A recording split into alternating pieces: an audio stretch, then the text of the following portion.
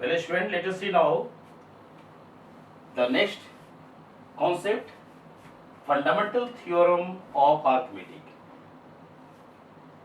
Fundamental theorem of arithmetic states that the composite number,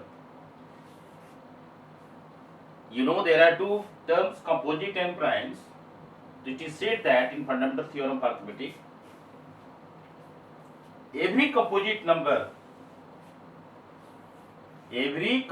number can be factorized into prime factors.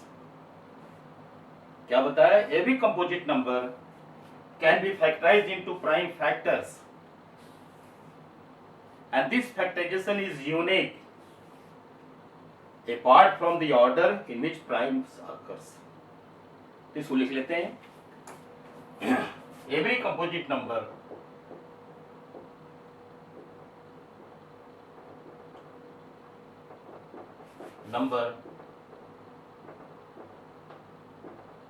can be expressed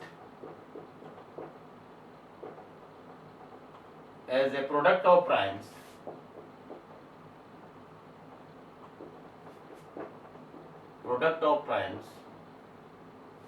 and every composite number can be expressed as a product of primes, and this factorization or product and this factorization, हम factorization लिख देते हैं, and this factorization is unique apart from the order in which prime occurs. इस पर आप विचार कर लेंगे. आप देखेंगे प्राइम फैक्टर्स तो मिटा ही देते हैं, इन विच prime factors occurs.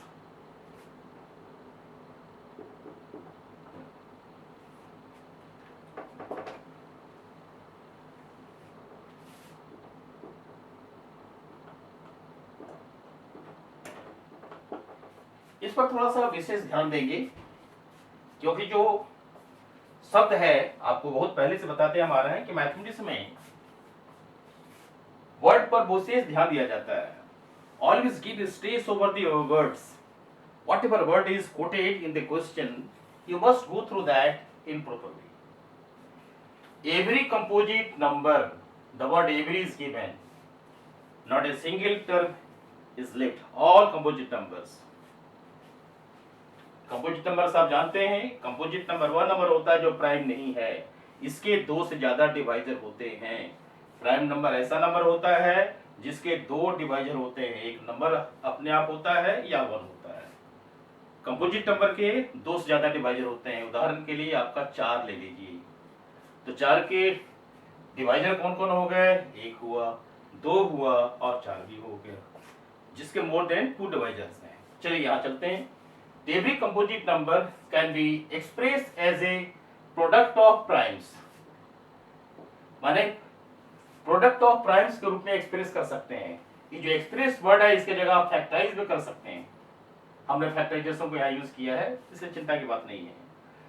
Every composite number can be factorized or expressed as a product of primes, and this factorization is unique apart from the order in which prime factors occurs. ये कह क्या रहा है, इसको आप देखिए. पहले आप देखिए यूनिक वर्ड किया गया है. इस यूनिक वर्ड को लेकर के इस थ्योरम का एक और नाम आ जाता है, इसको कहते हैं unique factorisation theorem. Unique factorisation theorem, इसको इस तरह से करते हैं, यूनिक फैक्टराइजेशन थ्योरम. ठीक है, यूनिक फैक्टराइजेशन थ्योरम. क्योंकि कहीं कहीं जो है उससे आपको हर चीज को आप ही समझते चलना होगा. Unique factorisation theorem. अब जैसे हम आपको इसको एक एग्जांपल से लेके चलते हैं, फिर आपको एक जनरल तरीके से बताएंगे। तो एग्जांपल क्या हमारा है, जैसे आपका कोई कंपोजिट नंबर ले लीजिए। हम कंपोजिट नंबर ले लेते हैं, चलिए मन में जो आ रहा है ले लीजिए। 56 ले लीजिए, कोई बात नहीं, 56 ले लिया। तो 56 को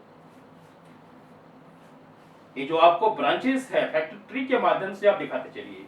तो कहे पहले क्या दिखाएंगे, आप लिखेंगे 2, फिर क्या बचा 28, 28। 2 तो प्राइम नंबर है ही, इसे चिंता नहीं है। 28 को ब्रेक कीजिए आप। 28 को क्या ब्रेक करेंगे, 2 इंटू 14। अब आप देखिए 2 यहाँ फिर प्राइम आ गया, 14 यहाँ है, 14 को 2 भाग में कर लीजिए, 2 इंटू 7।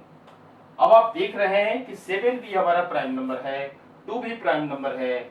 इस तरह से हमारा 56 क्या हो गया, देखो 56 can be written as 2 into 2 into 2 into 7। यानी फैक्टर ट्री के माध्यम से हम लोग इसको ब्रेक कर दिए और दिखा दिया कि 56 क्या है, 2 इंटू 2 इंटू 2 इंटू 7 है। अब आप चलिए every composite number 56 can be expressed as a product of primes. 2 is prime, 2 is prime, 2 is prime, 7 is prime, product of primes. And this factorization is unique apart from the order in which prime factors occurs. यहाँ prime factors कितनी बार अकर हो रहा है, 2 1 2 3 बार अकर हो रहा है। तो इसको आप पावर में भी दिखा सकते हैं, 2 की इंटू 7 कर सकते हैं, कोई चिंता की बात नहीं। तो इस तरह से यही कह रहा है, थ्योरम यही कह रहा है। अब हम इसको जनरलाइज करने का प्रयास करेंगे। तो जनरलाइजेशन में क्या करना होगा कि मान लीजिए कि हमारे पास, हम इसको जनरल बताने जा रहे हैं, let x is prime, x is prime, x हमारा प्राइम है, and p1 p2 p3 so on and so forth pn।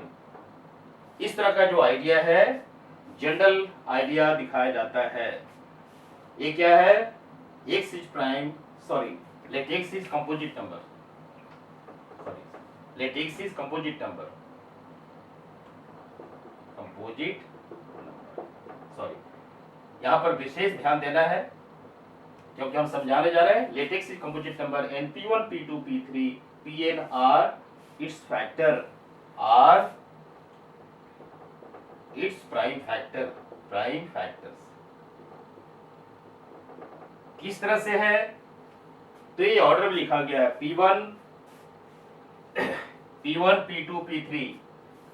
आप इस ऑर्डर को मेंशन कर दीजिए, P1 is less than P2 is less than P3 is less than so on and so forth Pn। मान इस तरह से लिया गया है क्योंकि हम लिखते इसी तरह से हैं, पहले छोटा लिखते हैं फिर बड़ा लिखते हैं। 2 हमारा क्या है, 7 से छोटा है, तो इसी को जनरलाइज हम कर दीजिए। अब आप यहाँ देखिए, तो x को हम कैसे एक्सप्रेस कर रहे हैं, हमारा x क्या हो गया,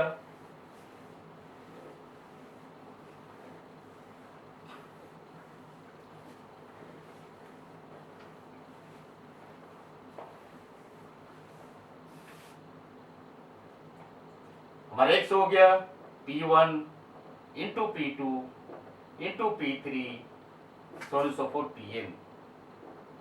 जहां पर p1 p2 p3 हमारा एक अप टू pn एक प्राइम नंबर्स हैं।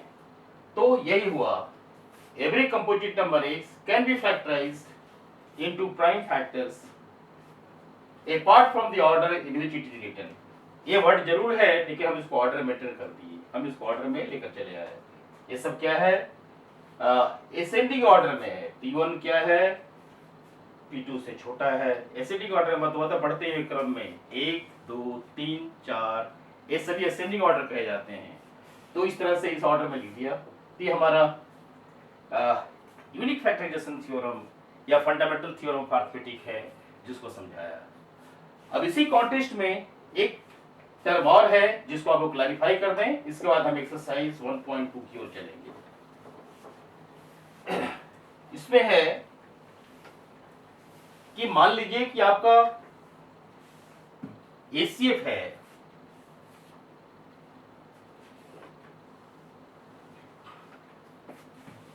Late and B are two quantities. A and B are two quantities. ले लिया, and its ACF is H. ACF is H. Short form में कर लिया, ACF is H and LCM is L. हम short form में दिखा दिया। तो ये आपका एक बहुत फेमस थ्योरम है, ACF is H, मतलब हमारा एक छोटा सा टर्म हम दिखा दिया कि ACF क्या आया और LCM क्या है। तो इस तरह से आपका क्या थ्योरम बन रहा है? थ्योरम बन रहा है ACF into LCM is equal to product of numbers. Product of numbers यानी ACF और LCM को यदि प्रोडक्ट किया जाए तो प्रोडक्ट ऑफ नंबर्स के बराबर होता है, और इसको हम कर सकते हैं H into L is equal to product of number A into B। अब ये जो फॉर्मूला आपका आया, this formula will help you to find out the fourth one if three terms are given। आपको यदि दो क्वांटिटी दिया हुआ है, LCM दिया हुआ है, तो आप H निकाल सकते हो। आपको H दिया हुआ है, A और B भी दिया हुआ है, तो आप L निकाल सकते हैं, यानी चार में से कोई तीन दिया है तो निकाल सकते हैं। तो एक फेमस फॉर्मूला है, इस फॉर्मूला को हम एप्लीकेशन करेंगे। ऐसा करते हैं कि एक सवाल ले लेते हैं, एक छोटा सवाल लेते हैं। सवाल लेने से क्या है कि आपका ये बात बिल्कुल स्पष्ट हो जाएगा, आपके माइंड में बैठ जाएगा। अब जैसे let us take one problem,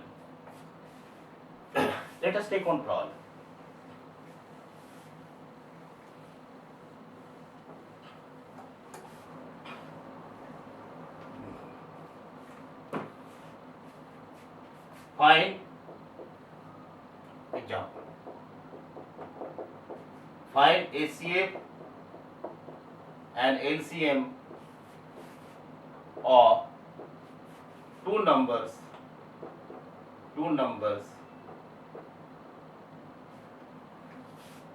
25 and 30। आपको लग रहा हो कि ये नंबर हम बार बार क्यों लेते हैं, क्योंकि ये बहुत आसान नंबर है। हमारा उद्देश्य समझाना है, क्योंकि आप जब भी समझने का प्रयास करें, कोशिश करें कि छोटा नंबर लेकर के सीखिए कि बड़े नंबर में क्या समस्या आती है, क्या आप उसको सिंप्लीफिकेशन करके थक जाते हैं, सीखना दूर सवाल भी नहीं बन पाता है और आप फ्रस्ट्रेट हो जाते हैं। और एक बार किसी भी सवाल में आप फ्रस्ट्रेट हो गए तो सवाल आपसे कभी नहीं बनने वाला है। इसलिए हमारा सलाह है, always give stress over a simple part. जैसे हमारे गांधी जी का विचार क्या था, यदि आप पूरे देश की सेवा करना चाह रहे हैं तो पूरा देश का सेवा तो दूर है, पहले आप उस आदमी को पकड़िए जो सबसे कमजोर वर्ग का है, आप वहां जाइए, उसकी सेवा कीजिए। इसलिए आप देखे होंगे कि गांधी जी फकीर नहीं थे, गांधी जी बहुत पढ़े लिखे व्यक्ति थे, लेकिन उन्होंने देखा कि हमारा भारत गरीब है, उनके पास पहनने के लिए कपड़े तक नहीं है, इसलिए अपने आप को ऐसा बनाया, नंगा कर दिए, एक धोती में रहे और लोगों को अपना विचार देते रहे। वो एक महान आत्मा थे, महान व्यक्तित्व थे। तो उसी तरह से हमारा एक कहना है कि जब भी आप मैथमेटिक्स के बड़े बड़े सवाल को सॉल्व करते हैं तो आप एक छोटा सा सवाल ले लीजिए ताकि आपका फार्मूला आपके साथ बैठ जाए। तो वही उद्देश्य हमारा है। हम एचसीएफ एलसीएम ले लिए दो नंबर का 25 30। अब यहाँ प्रश्न है एचसीएफ और एलसीएम। तो एचसीएफ और एलसीएम जो दो टर्म हमारा है हम दो तरह से निकाल सकते हैं। पहला तरीका क्या है, एचसीएफ को हम निकाल सकते हैं by prime factorisation methods. LCM को ही प्राइम फैक्टराइजेशन मेथड निकाल सकते हैं, एचसीएफ को इक्विवेलेंट मेथड से निकाल सकते हैं। तो आप फ्री यहाँ पर हैं, तो हम बिल्कुल अपने ढंग से कर रहे हैं। तो जैसा आप जानते हैं, तो 25 और 30 में सबसे बड़ा नंबर क्या है 30। 30 इज ग्रेटर देन 25। तो हम पहले एचसीएफ निकालने जा रहे हैं। तो 30 को हम डिविडेंड बनाते हैं, 25 को डिवाइजर बनाते हैं, एक बार ले लिया तो ये हमारा 5 हो गया। ये जो 5 हमारा है ये रिमाइंडर है, ये डिवाइजर बन जाएगा 25, यानी 5 बार आप ले लीजिए।